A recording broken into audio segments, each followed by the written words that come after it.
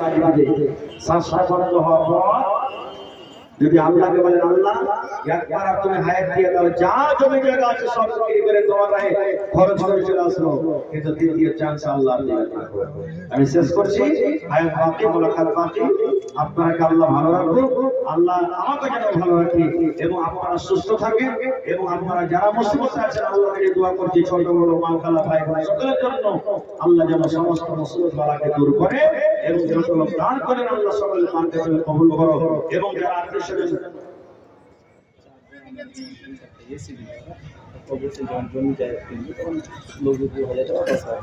মাশাআল্লাহ মাশাআল্লাহ। এই দেখেন চারজন আমার বন্ধু নাম বলেনি কিন্তু এই যে মসজিদ দেখছেন, মসজিদে 4টা এসি লাগানো, মোটামুটি একটা এসির দাম 30 থেকে 40 হাজার লাগে, মোটামুটি 4জন 4টা এসি লাগিয়ে দেবে। কোন আলহামদুলিল্লাহ গরমের টাইম চলে আসছে, মাশাআল্লাহ মসজিদ খুব সুন্দর আলহামদুলিল্লাহ।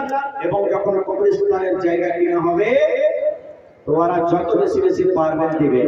আপনারা যদি 5 টাকা দেন তো ওনারা 10 টাকা দিবে, আপনারা 1000 দেন তো ওনারা 2000 দেবে, আপনারা 5000 দেন তো ওনারা 10,000 দেবে ইনশাআল্লাহ তাআলা। তারা ওয়াদা করলে আল্লাহর কাছে দোয়া করছি, হে আল্লাহ তাদের দানকে তুমি কবুল ও মঞ্জুর করে নাও। আল্লাহ তাদের মনের আশাকে পুরো করো। আল্লাহ হাতে টাকাতে পয়সাতে বরকত দাও, দানাতে পানিতে বরকত দাও। আল্লাহ ইজ্জত সম্মানে রাখো। আত্মীয় স্বজন যারা কবরে চলে গেছে তাদের কবরে তুমি জান্নাতের বিছানা দিয়ে দাও। হে আল্লাহ যারা মুসিবতে আছে মুসিবত দূর করো। হে পরওয়ারদিগার সমস্ত মুসলমানের জান মাল ইজ্জত আবরুর মসজিদ মাদ্রাসা তুমি হেফাজত করো। হে রব্বুল আমিন সমস্ত মুসলমানের মাদ্রাসা তুমি হেফাজত করো।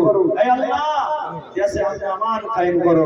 হে পরওয়ারদিগার যারা নামাজ পড়ছে নামাজ পড়ার তৌফিক দাও। আল্লাহ যারা পড়ে না আল্লাহ তাআলাকে তুমি নামাজি বানিয়ে দাও রব্বুল আমিন। হে পরওয়ারদিগার যারা মুসিবতে আছে তাদের মুসিবত তুমি দূর করে দাও। আল্লাহ দেশ বিদেশ থেকে খবর আসছে, খবর আসে না, যত মুমিন মুমিনা কবরে শুয়ে আছে আল্লাহ তাদের কবরে জান্নাতের বিছানা দিয়ে দাও। আল্লাহ তাদের কবরকে তুমি নূর দিয়ে মনোহর করে দাও। রব্বানা তাকাব্বাল মিন্না ইন্নাকা আনতাস সামিউল আলিম। আমিন। আসসালামু আলাইকুম ওয়া রাহমাতুল্লাহি ওয়া বারাকাতুহু।